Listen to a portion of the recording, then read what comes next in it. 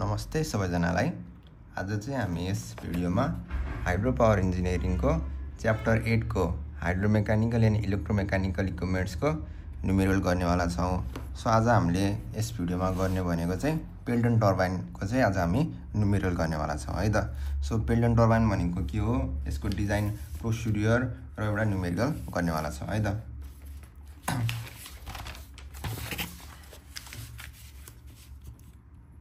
So हाम्रो Pelton turbine भयो। So Pelton टर्बाइनमा चाहिँ हाम्रो कस्तो हुन्छ भन्दाखेरि हाम्रो चाहिँ माथिबाट पेन स्ट्रोकबाट वाटर आउँछ अनि यो हाम्रो जेटबाट चाहिँ हामीले के गर्छ, यो वाटर चाहिँ फोर्समा जान्छ है।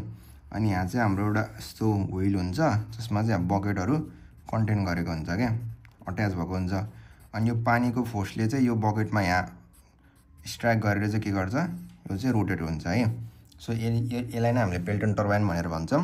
सो हाम्रो पेल्टन टर्बाइन डिजाइन गर्दाखेरि चाहिँ हामीलाई के झिक्नुपर्छ भन्दाखेरि फर्स्टमा चाहिँ हाम्रो यो पेन स्ट्रोकको यो हाम्रो यहाँ भेलोसिटीहरू झिक्न पर्ने हुन्छ।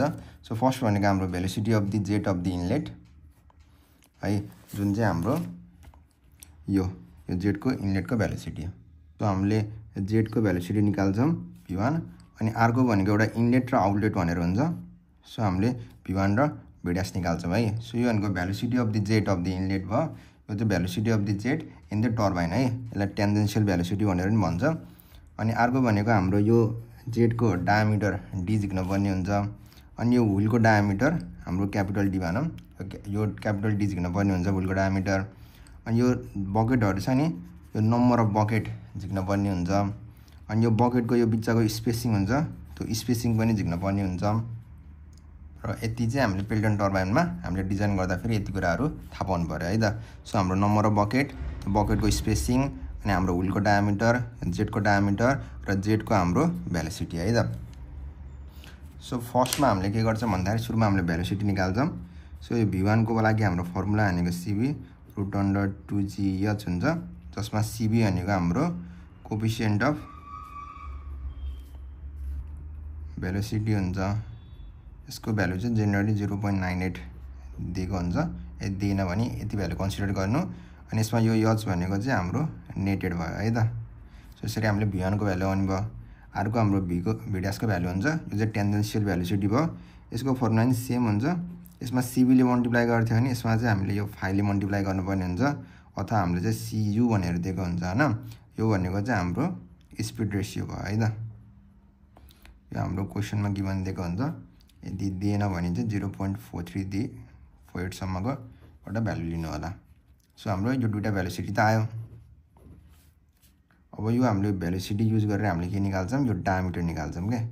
सो हाम्रो एउटा डायमिटरको यो फर्मुला छ 60V' डिभाइडेड बाई n पाई भन्ने, जसमा यो V' भनेको टेन्जेन्सियल भेलोसिटी भयो, यो पाई भइहाल्यो। यो n भनेको चाहिँ हाम्रो डिजाइन स्पिड हुन्छ है।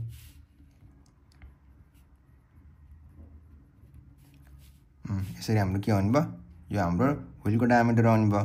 अब हाम्रो के निकाल्नु पर्यो, यो सानो डायमिटर निकाल्नु पर्यो, जेटको डायमिटर। अनि सानो जेटको डायमिटरको लागि चाहिँ हामीलाई चाहिँ क्वेसनमा चाहिँ जेट रेसियो भनेर दिएको हुन्छ है। क्वेसनमा यो जेट रेसियोबाट हामीले के निकाल्न सक्छौँ, यो D को भ्यालु निकाल्न सक्छौँ है। सो हाम्रो लगभग आइसक्यो। अब हाम्रो नम्बर अफ बकेट्स र स्पेसिङ दिनु पर्यो। अब यो D र सानो D आइसकेपछि यसबाट हामीले के निकाल्न सक्छौँ, नम्बर अफ बकेट निकाल्न सक्छौँ। सो नम्बर अफ बकेटको हाम्रो फर्मुला के हुन्छ भन्दाखेरि 15 + D डिभाइडेड बाई 2D हुन्छ है।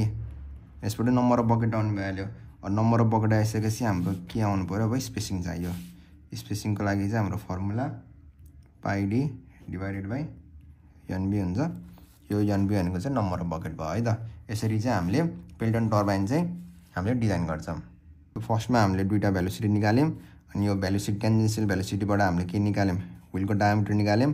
अनि यो व्हीलको डायमिटरबाट हामीले के हुन्छ, यो जेट रेसियोबाट हामीले जेटको डायमिटर निकाल्छौँ। त्यसबाट हामीले नम्बर अफ बकेट निकाल्यौँ अनि स्पेसिङ निकाल्यौँ है त। यो चाहिँ हाम्रो डिजाइन प्रोसिड्युर भयो। ल एउटा न्युमेरिकल हेरौँ।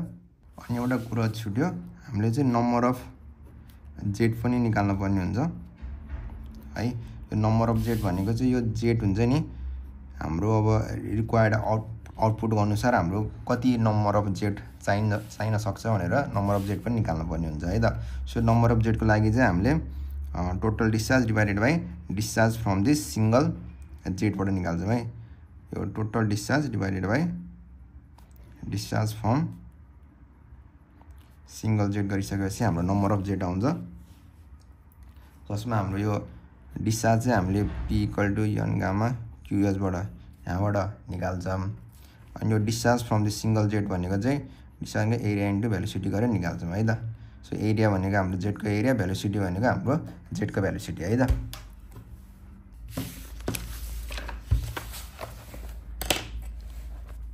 आज गर्ने न्युमेरिकल भनेको चाहिँ हाम्रो यो भ्याल्यु पेल्टन व्हीलको।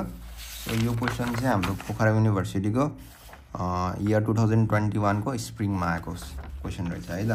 नम्बर 6 को बी क्वेसन भ्याल्यु।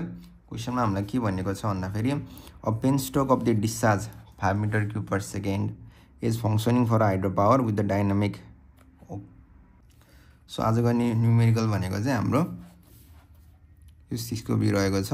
हामीलाई क्वेसनमा के गिभन छ भन्दाखेरि uh Pelton wheel has to be design for the following data. So हामीलाई power to be develop 6.08 megawatt power दिएको रहेछ। नेट रेटेड हेड हामीलाई हेड हाम्रो 300 मिटर दिएको छ। रेटेड स्पिड हाम्रो 550 RPM दिएको छ। Ratio of the jet diameter to the wheel diameter 0.1। Overall efficiency CB र CU दिएको छ है त। सो पहिला गिभनहरु लेखौँ। सो हाम्रो पावर भनेको 6.08 मेगावाट दिएको। सो मैले यसलाई चाहिँ के गरेँ भन्दाखेरि किलोवाटमा लगाएँ। So into 10 to the power 3 भयो है, यो किलोवाटमा भयो। यसलाई चाहिँ मैले हर्स पावरमा लानको लागि 0.746 ले डिभाइड गरेँ। त्यो गर्दाखेरि हाम्रो 8.50.13 हर्स पावर आयो है त।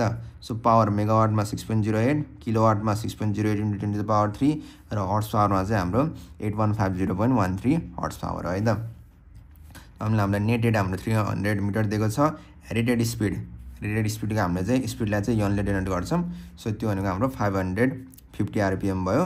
अनि हाम्रो जेट रेसियो दिएको छ। यसमा जेट रेसियो हाम्रो के भनेको छ भन्दाखेरि ratio of the jet diameter to the wheel diameter. So हाम्रो जेट डायमिटरलाई सानो डीले डिनोट गर्छौँ, व्हील डायमिटरलाई हामीले ठुलो डीले डिनोट गर्छौँ है त। So D divided by D को भ्यालु चाहिँ हाम्रो कति दिएको रहेछ 0.1 दिएको रहेछ। यो त बुझ्नुभयो। अनि हाम्रो एफिसिएन्सी हाम्रो 0.9 छ है, 90% दिएको छ। यो CB 0.98 दिएको छ र CU भनेको 0.46 दिएको छ। यो भनेको हाम्रो कोएफिसिएन्ट अफ द भेलोसिटी भयो, यो भनेको स्पिड रेसियो भयो है त। ल अब हामी गर्नुतिर लागौँ। सो हामीले फर्स्टमा गर्ने भनेको चाहिँ velocity of the jet inlet calculate गर्छौँ। सो हाम्रो भेलोसिटी अफ द जेट इनलेटको फर्मुला के भन्थे CB√2GH भयो। CB भनेको 0.98 छ, 2 इन्टु G भनेको 9.81 भयो, H भनेको 300 गिभन दिएको छ। सो क्याल्कुलेट गर्दाखेरि 75.19 मिटर पर सेकेन्ड आयो। र हाम्रो सेकेन्ड भनेको टेन्जेन्सियल भेलोसिटी। सो हाम्रो भीभार भनेको कति हुन्छ CU√2GH भयो। CU भनेको 0.46 स्पिड रेसियो दिएको छ। √2GH भनेको माथिकै जति हो त्यति नै भयो। सो यसलाई मल्टिप्लाई गर्दाखेरि 35.29 मिटर पर सेकेन्ड भयो है। हाम्रो V1 भयो, भीभार भयो। अब हामी के निकाल्नु पर्यो D निकाल्नु पर्यो है त, diameter of the wheel. So diameter of the व्हीलको फर्मुला मैले कति भनेको थियो 60 भीभार डिभाइड बाई n पाई भनेको थियो। सो 60 भइहाल्यो, भीभार भनेको हाम्रो 35.29 छ, divided by pi into n भनेको हाम्रो डिजाइन स्पिड कति दिएको छ हाम्रो 550 दिएको छ। सो यो गर्दाखेरि हाम्रो कति आउने भयो 1.225 मिटर चाहिँ हाम्रो डायमिटर आउने भयो है त। अनि हामीलाई के गिभन छ भन्दाखेरि D बाई D ड्यास भनेको 0.1 दिएको छ जेट रेसियो है। सो जेट रेसियोको हेल्पबाट हामीले के निकाल्छौँ सानो D को भ्यालु निकाल्छौँ, किनकि ठुलो D को भ्यालु हाम्रो कति आयो 1.225 मिटर आयो।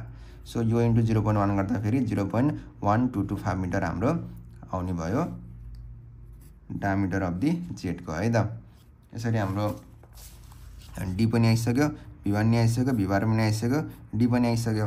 अब हामीले के निकाल्छौँ, अब हाम्रो नम्बर अफ बकेट निकाल्छौँ है त। यसमा चाहिँ मैले सुरुमा चाहिँ नम्बर अफ नोजल निकालेको छु। सो त्यसको लागि मैले के गर्ने भनेको थिएँ, सो नम्बर अफ जेट अथवा नोजल त्यो चाहिँ हाम्रो चाहिँ total discharge divided by discharge from the single jet गर्ने भनेको थियौँ। सो यो हाम्रो टोटल डिस्चार्जको लागि चाहिँ P = n गामा QS गरेर निकाल्ने। अनि डिस्चार्ज फ्रम द सिंगल जेटको लागि चाहिँ एरिया इन्टु भेलोसिटी गर्ने भनेको थिएँ। यसमा हामी त्यही गर्छौँ है त। So discharge for the jet भनेको कति हुन्छ area into velocity. So area भनेको कति हुने भयो 5/4 पाई/4 into D square. Into velocity भनेको कुन हुने भयो यो त अब हाम्रो जेटको भेलोसिटी राख्नु पऱ्यो सो जेटको भेलोसिटी कति छ हाम्रो 75.19 मिटर पर सेकेन्ड छ यो भयो अब हाम्रो डाया भनेको के राख्नु पऱ्यो हाम्रो स्मल डी को भ्यालु राख्नु पऱ्यो त्यो हाम्रो 0.1225 छ है त सो यो एरिया इन्टु भेलोसिटी गर्दा फेरि हाम्रो डिस्चार्ज कति आउने भयो 0.8934 मिटर क्युब पर सेकेन्ड हाम्रो डिस्चार्ज अफ दि जेट है यो सिंगल जेटको हाम्रो डिस्चार्ज आउने भयो अब हामीले के गर्छौँ भन्दाखेरि पावरको फर्मुला n गामा क्युएच अब हाम्रो पावर भनेको 6.08 इन्टु 10 टु द पावर 3 यसमा यो पावर चाहिँ किलोवाटमा राख्नुपर्छ है n भनेको एफिसिएन्सी 0.9 गामा भनेको 9.81 भइहाल्यो अनि डिस्चार्ज भनेको क्यू जुन हामीले निकाल्नु पर्ने र एच भनेको हाम्रो हेड 300 मिटर सो यसबाट हाम्रो क्याल्कुलेट गर्दा फेरि डिस्चार्ज कति आयो 2.3 मिटर क्युब पर सेकेन्ड हाम्रो डिस्चार्ज आयो है त नम्बर अफ नोजलको लागि के गर्ने भनेको थियो total discharge divided by discharge of the jet so हाम्रो टोटल डिस्चार्ज 2.3 छ त्यो डिभाइडेड बाइ 0.8934 गर्ने सो यो गर्दा फेरि हाम्रो 2.57 आउँछ त्यसलाई मैले राउन्ड अप गरेर 3 राखेँ है त सो हाम्रो नम्बर अफ नोजल कतिवटा चाहिने रहेछ 3टा चाहिने रहेछ अब हाम्रो डिजाइन स्पिड त हाम्रो कति छ भन्दाखेरि हाम्रो 550 आरपिएम दिएको छ अब हाम्रो चाहिँ एउटा स्पेसिफिक स्पिड र डिजाइन स्पिडको लागि चाहिँ एउटा रिलेसन छ त्यो चाहिँ हाम्रो यस्तो हुन्छ कि एनएस भनेको n root under p divided by h को पावर 5/4 हुन्छ जसमा यो एनएस भनेको हाम्रो स्पेसिफिक स्पिड भयो n भनेको चाहिँ हाम्रो रनरको स्पिड भयो के जुन हाम्रो गिभन थियो है सो हामीले स्पेसिफिक स्पिड झिक्छौँ सो स्पेसिफिक स्पिडको लागि हाम्रो फर्मुला यो भयो है त सो त्यही फर्मुला अप्लाई गरेको सो एनएस भनेको n root under p divided by h को पावर 5/4 भइहाल्यो यो फर्मुला याद गर्नु होला स्पेसिफिक स्पिड निकाल्ने जसमा n भनेको हाम्रो डिजाइन स्पिड भयो यो p छ नि हो अब यो p राख्दाखेरि चाहिँ हामीले केमा राख्नुपर्ने हुन्छ हर्स पावर राख्नुपर्ने हुन्छ के यो स्पेसिफिक स्पिड निकाल्ने बेला त्यही भएर चाहिँ मैले चाहिँ अगाडि सुरुमा चाहिँ के गरेको थिएँ हर्स पावर पनि निकालेको थिएँ नि त सो 8.50.13 सो मैले के गर्छु n भनेको 550 भयो रुट अन्डर p भनेको 8.50.13 राखेँ के अब सो h भनेको कति हुन्छ 300 को पावर 5/4 क्याल्कुलेट गर्दाखेरि 39.75 आरपिएम भयो यसरी स्पेसिफिक स्पिड नि आयो अब हाम्रो निकाल्नु पर्ने के छ नम्बर अफ बकेट र स्पेसिङ भयो सो नम्बर अफ बकेटको लागि formula 15 + d divided by 2d भयो हैन 15 + d भनेको हाम्रो 1.225 छ डिभाइडेड बाइ 2 इन्टु d भनेको 0.1225 सो यो गर्दा फेरि हाम्रो कति आउँछ 20 आउँदो रहेछ अनि नम्बर अफ बकेट्स हाम्रो 20 वटा चाहिने रहेछ so spacing of the bucket कति हो भन्दाखेरि पाइ डिभाइडेड बाइ nb भयो यो सबै फर्मुला हो हजुरले फर्मुलाहरु याद गर्नुपर्ने हुन्छ सो पाइ इन्टु d भनेको 1.225 भयो nb भनेको 20 सो हिसाब गर्दा फेरि 0.19 मिटर चाहिँ हाम्रो स्पेसिङ अफ द बकेट आयो यसरी चाहिँ हामीले पेल्टन व्हील टर्बाइनको चाहिँ न्युमेरिकल गर्नु पर्यो सो हजुरले यति प्रोसिड्युर याद गर्नु अनि यो भएपछि पेल्टन टर्बाइनको न्युमेरिकल गर्न सजिलो हुन्छ है त सो आजको लागि यति थ्यांक यू